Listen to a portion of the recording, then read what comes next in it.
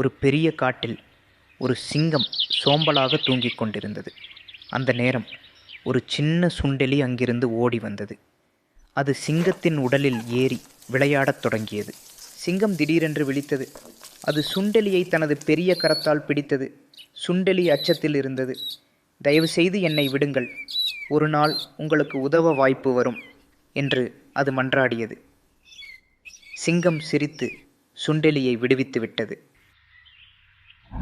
பல நாட்கள் கழித்து சிங்கம் காட்டில் நடக்கச் சென்றது. அப்போது வேட்டையாடுபவர்கள் போட்ட வலையில் சிக்கிக்கொண்டது. அது மிகவும் பயந்து கத்தியது. யாராவது உதவுங்கள் என்று சிங்கம் கர்ஜித்தது. சிங்கத்தின் சத்தம் தொலைவில் இருந்த சுண்டெலியின் காதில் விழுந்தது. அது ஒரு நிமிடமும் சிந்திக்காமல் காட்டுக்குள் ஓடி வந்தது. சிங்கம் வலையில் சிக்கியிருப்பதை பார்த்த சுண்டெலி வலையை கடிக்கத் தொடங்கியது. சுண்டெலி அவ்வளவு விரைவாக வலையை கடித்து விட்டது. சிங்கம் சுதந்திரமாகிவிட்டது.